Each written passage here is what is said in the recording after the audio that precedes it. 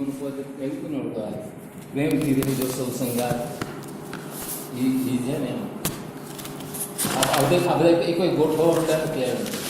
દિલનું ચોખ્ખું નિર્મળયા મનનું મોટું વદને હાસ ઘાટ વગરનો શુદ્ધ વ્યવહાર કોઈથી અંતર પટ ન લગા આજ્ઞામાં રહેજો દિવસ રાત પ્રેમથી રહેજો સૌ સંગાત. હવે આવું સીધું જેનું હૃદય ચોખ્ખું હોય, આંખ નિર્મળ હોય, મન મોટું હોય, એવી સ્થિતિ હોય તે દશા કેવી ઊંચી હોય. અને પછી એને કેવું હોય તો કે આજ્ઞામાં જો કાયમ રહે તો આવું રહે. જે આજ્ઞામાં દિવસ રાત રહે એનું દિલડું એને અંદર તો કાંઈ પેટ પાપ ન હોય, કશું જ ન હોય. અને એને પછી મનનું કશું ન આવે, એને કશું જ ઘાટ ન હોય, કશું અંતરપટ ન હોય. પછી એનાથી આગળ પહોંચે. આ જગમાં સહુ મારા છે યા તો ન કોઈ મારું થનાર નહીં અપેક્ષા ના અભિપ્રાય નહીં કોઈથી જરા જુદાઈ. આવું ક્યારે આપણે કોઈથી જરા પણ જુદાઈ ન વર્તાય, કોઈના વિશે કશો અભિપ્રાય ન હોય, કોઈની કશી અપેક્ષા ન હોય. આ જગતમાં બધા જ મારા છે અથવા કોઈ મારું નથી, બે છેડા છે. કાં તો આવું નક્કી કરો કે આ જગતમાં બધા જ મારા છે, અને કાંઈ એવું નક્કી કરો કે આ જગતમાં મારું કોઈ થનાર છે નહીં. હવે જો આવું થાય ને તો શું થાય? કોઈની અપેક્ષા ન રહે, કોઈના વિશે અભિપ્રાય ન રહે, અને કોઈનાથી જરા પણ જુદાઈ ન રહે. જુદાઈ ન રહે તો એ કેવું એવું ક્યારે થાય? તો કે મને પોતાને એવું થવું જોઈએ કે નિજ સ્વરૂપ છે જીવ તમામ પ્રેમથી રહેજો સૌ સંગાત. મારા જેવા જ બીજા બધા પરમાત્મા છે. એટલે આ પદ લખતા છેલ્લે આવ્યું એટલે છેલ્લું મારું પદ આવું લખવાનું હતું. હું જ છું, હું જ છું, હું જ છું સ્વરૂપે સકલ બ્રહ્માંડમાં હું જ હું સ્વરૂપે. એવું એક પદ લખવું હતું ને, પણ બે રીતે આવી આગળ નથી આવ્યું. હાલે તો મેળ પડી જાય છે. પછી આગળ છે જુદાઈ નથી રાખવી કે એનું કેવું છે?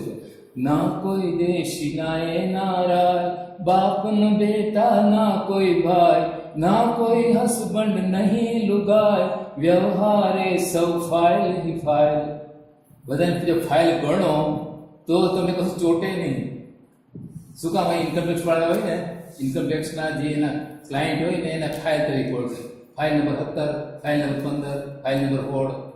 તે બધું કંપની વાળા ત્યારે પટાવાળા કે ફલાણા બધી ફાઇલ લાવો. બધી ફાઇલ આવે પછી જોવે કે ભાઈ આને તો ફલાણા ભરવાના છે એ કહી દે કે આવું કરવાનું છે, પછી મૂકી દે. એ કોઈ તો ફરી એના પ્રત્યે કોઈ જતો રાગ દ્વેષ ન હોય, પૈસા પૂરતો હોય. પણ ફાઇલનું આવું છે. દાદા ફાઇલ શુદ્ધ જોડેસ બધી કહી.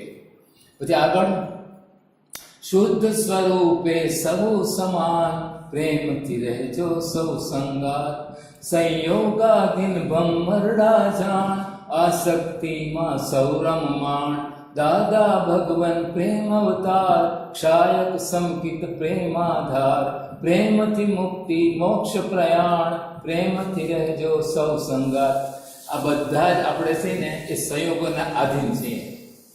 સંયોગ છે ને એ તમારો આપણા ઉપર શાસન કરે છે, અને એને આધીન થઈ આજે કાંઈ ખાધા પછી લાલ શરીર તો એ શું છે? ભમરડો સંયોગ કહેવાય ને, જે બહારનો સંયોગ ભેગો થયો તો એ પછી બધા સેમ છે. આ બધા ચોઈટાથી બેન કરી તો આસક્તિ ચોટાડેલા છે. પ્રેમ નથી, આસક્તિ છે.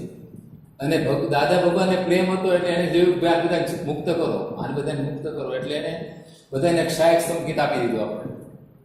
અને ક્ષાયક સંગીત એટલે તો બહુ જબરજસ્ત વસ્તુ છે. જો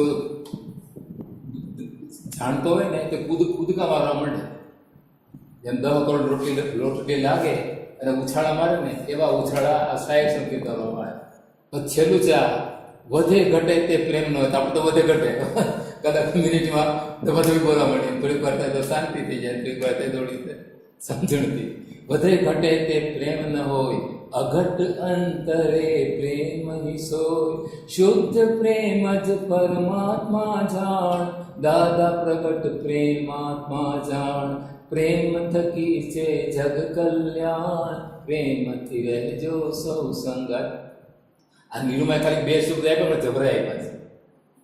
મારે તો એ બે શબ્દ આવ્યો ત્યાં પદ નીકળ્યો ને તો એ લખાઈ ગયું અને ગવાઈ ગયું. કેસે રહેતે